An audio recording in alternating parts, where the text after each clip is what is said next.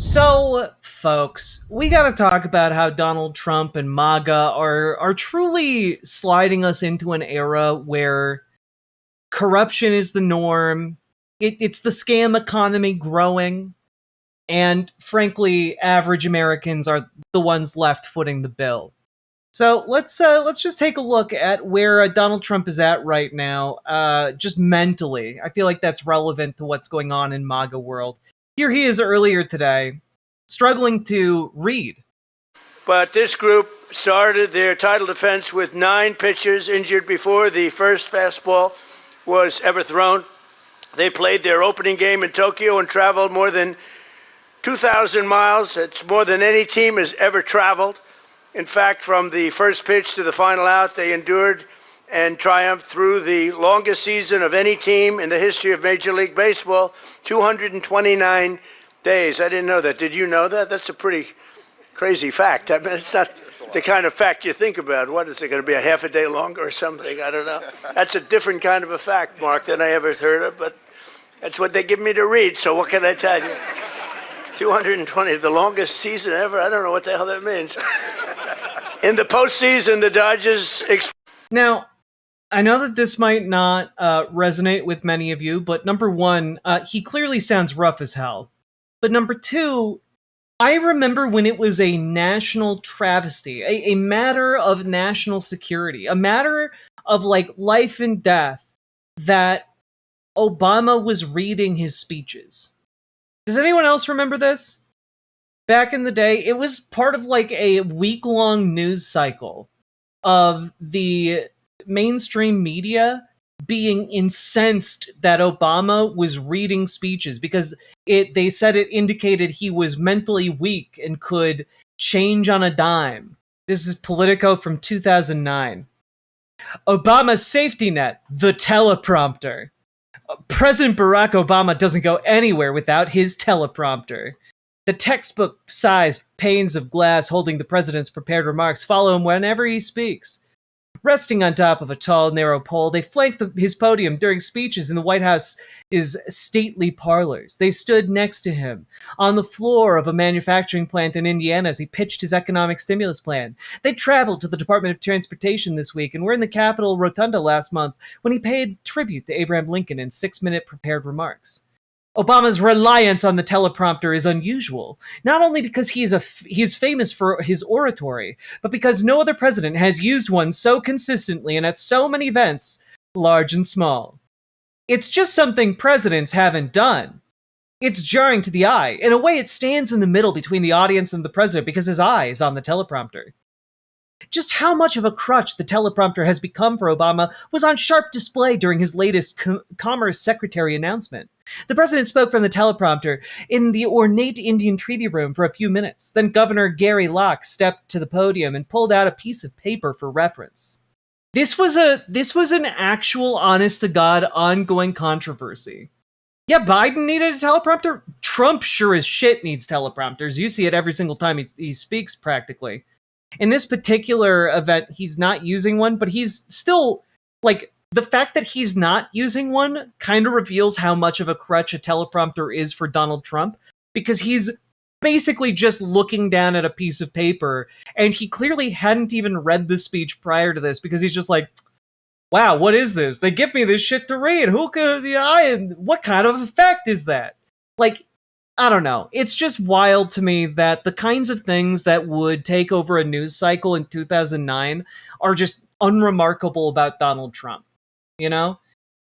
Instead, we have teleprompter guy for Donald Trump being investigated for fraud because he's, like, doing insider trading off of information he gets from his speeches. Anyway, this is from earlier today. States sued Donald Trump and his administration for withholding $148 million in disaster aid over unlawful election demands. So, for those of you who don't go and continually check out Truth Social, one of the things that consistently pops up is Donald Trump, like some kind of feudal lord, doling out disaster relief funds. Oftentimes, these relief funds come months after the actual disaster has happened, which leaves a lot of states in the lurch. However, the states that are the by far biggest targets of this funding denial are blue states, because Donald Trump is trying to use disaster relief money as leverage to get voter rolls and voter information from those states. It's grotesque. People have lost, in some cases, everything. And he's just like, well, I'm not going to give you money. I'm not going to give your state money until, you betray your voters because I said so. It's grotesque. It's truly grotesque. This is where we're at. 25 states in Washington, D.C. are suing the Trump administration over this. FEMA and DHS plan to withhold 20% of the state's federal disaster grant funding if they do not make changes to their election systems demanded by President Donald Trump. Of course, this is incredibly, incredibly illegal, but it doesn't matter because these people want others to suffer until they get their way because they're authoritarians. They're massive pieces of shit. And honestly, if you're not upset about it, you don't love America enough.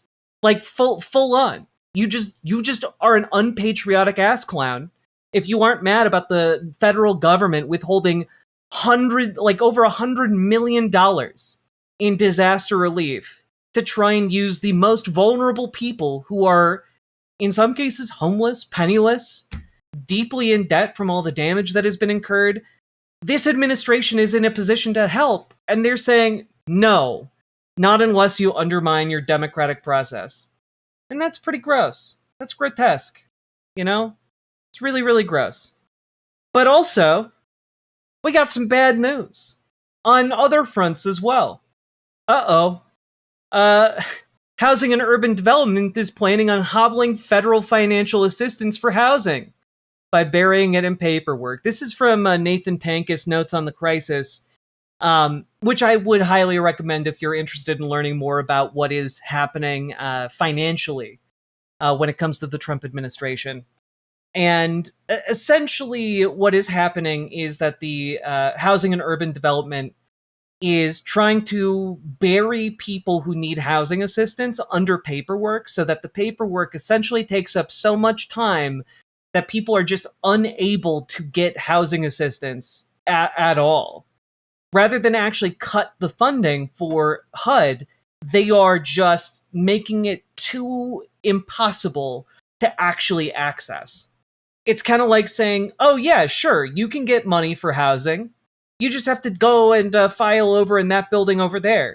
And on the doors to that building, there are just massive padlocks and iron chains holding it shut. And it's just like, good luck, sucker.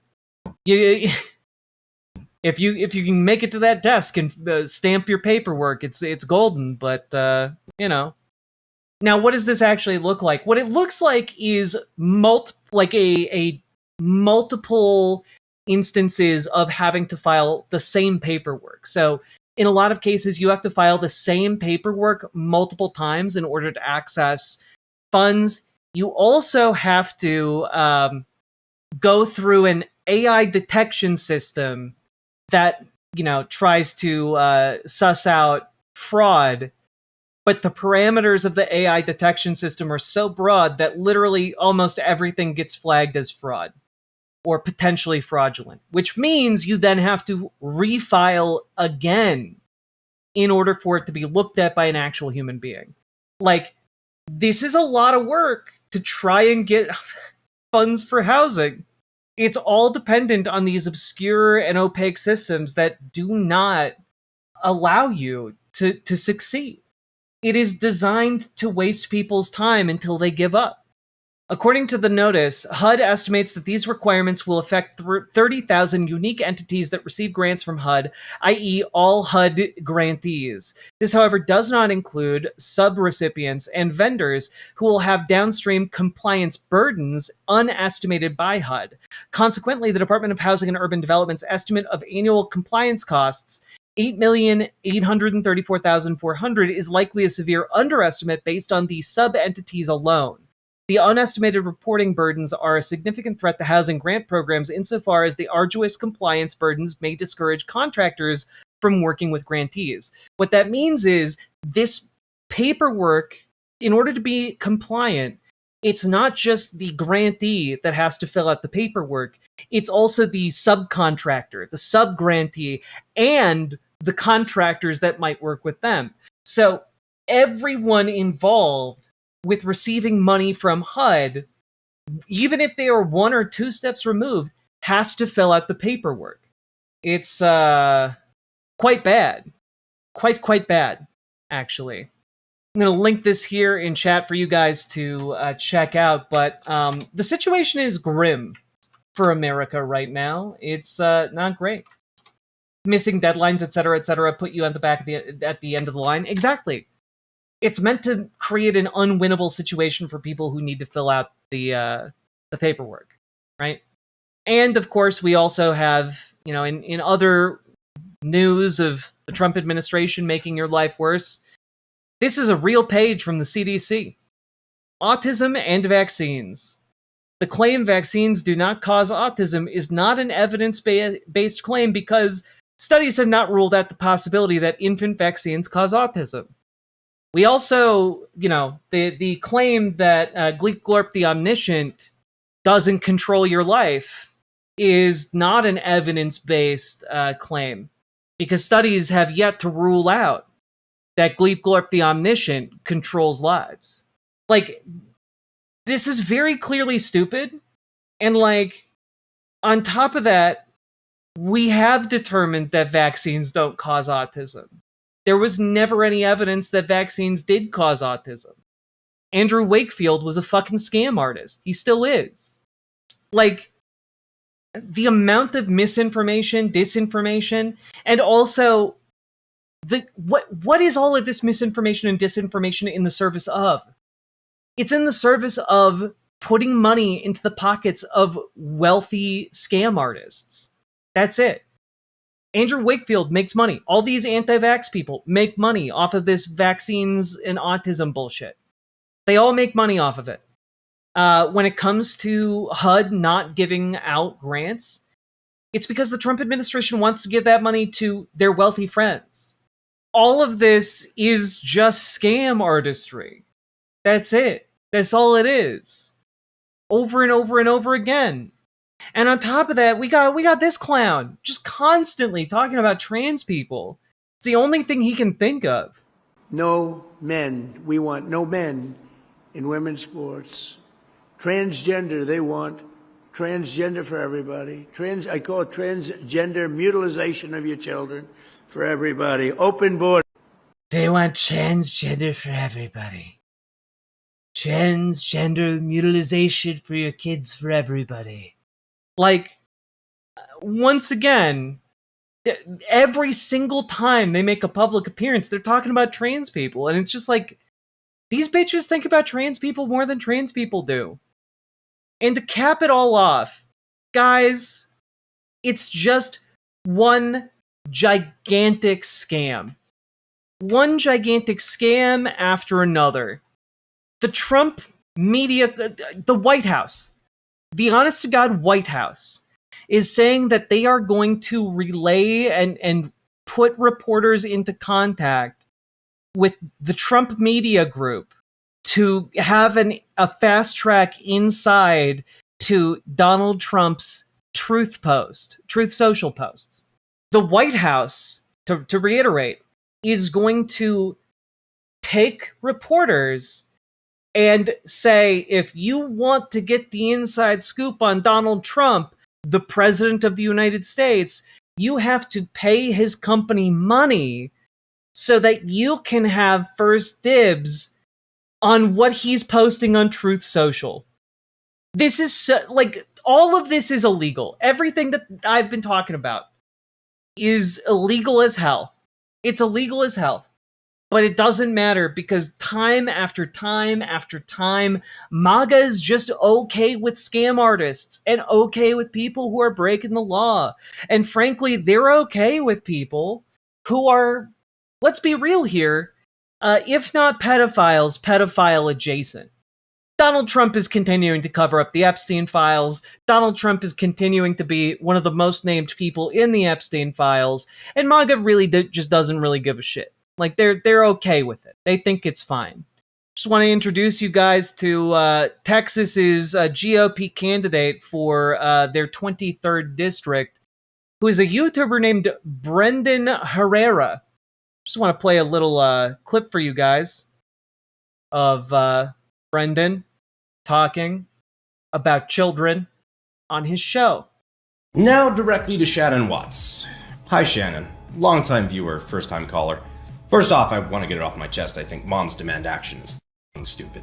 Being a mother doesn't make your opinion any more or less valid. Just because you let somebody cream pie you doesn't mean I have to give a shit about your political opinions. The fact that you kept your trophy doesn't make you any less wrong about the dumb shit that you say. That's a man calling a child a cum trophy. And you know what? Conservatives aren't going to give a shit. Conservatives were perfectly happy to have Dennis Hassert in charge of the House. Dennis Hassert, prolific pedophile. They're perfectly happy putting up Roy Moore, a man who is banned from his local mall because he kept trying to pick up children. Who is he talking about? He's talking about Shannon Watts, who's an American, like a member of Moms Demand Action. It's an anti-gun violence group because, again, people keep getting shot by guns, and it sucks. Anyway, conservatives just don't give a shit anymore. They just don't give a shit. They're like, yeah, whatever. I'll vote for somebody who like talks about children this way. I'll vote for the guy who's named in the Epstein files the most. You know what? I'd vote for him to be president for life if I could. You know, the guy who's in the Epstein documents. Yeah, you know that guy who's withholding disaster funding from states for political ends to make himself more powerful? Yeah, that guy's doing good by the country. Hey, you know that guy who's scamming everyone to have an insider slot on what the stock market's going to do because they know what his Truth Social posts will say in, an hour before they go live on Truth Social? Yeah, well, whatever. Insider trading, that's not... Well, who gives a shit? That's not a crime anymore in Trump's America. Please don't generalize all conservatives this way. I've been saying this the whole time. You have one right here that's been trying to talk to you for 20 minutes. Look, I'm sorry, but like, when you're in a room full of Nazi pedophiles, and you're like, well, I'm one of the good ones, though. Like, bitch, you need to get out of the room. You're in the wrong room if you're not complicit with this behavior. Like, when you're in a bar and all the other people in the bar are Nazis, and then you say, don't paint us with a broad brush, not everyone in the Nazi bar is a Nazi. Like, I don't know. Seems like maybe you should go to a different bar then. You want people to not think you're a Nazi. Bitch, I've been out of the room. Give me the decency of a scroll back. I've been voting blue to fight back. Then you're not a conservative. Don't falsely advertise yourself as somebody who agrees with this shit. If you go to a bar and a Nazi comes in, do you kick out the Nazi? Of course, because if you tolerate and ignore the Nazi, it becomes a Nazi bar. Hey, you, reasonable conserves. How's the Nazi bar? You gotta get out. And once you're out, like, you stop associating with the fucking label, man. Anyway, all that is a roundabout way of saying, hey, MAGA needs to go. There are no reasonable conservatives left that are still voting Republican. The Republican Party is a dead party. And people need to start really organizing against whatever shambling corpse of it is left. If you got anything out of this, folks, hit the like button, hit the subscribe button, leave a comment. Let me know what you think in the comments. And also, join your local Dems, join your local DSA. And folks, if you need help taking your first steps, join our Discord, reach out to GamerG for help joining DSA, reach out to Dragonfly for help joining your local Dems. And folks, check out ImogeneOlivia.com. Gender euphoric lingerie designed from the ground up for trans femmes, tested with cis men, cis women, non-binary folks. It is comfortable, sexy, non-tucking lingerie. And we just got a new color in. We got 2 new sizes, full restock. Go check it out, ImogeneOlivia.com. And link down in the description. Let's keep on going. Riverboat Jack is coming to town. All the viewers gather round. Twitch and YouTube is where she streams. All that content is bursting the scenes. Politics, gaming, and plenty more. Her sense of fashion you'll adore. So grab your stuff and hop aboard. We're going straight to Jack's Discord. Riverboat Jack.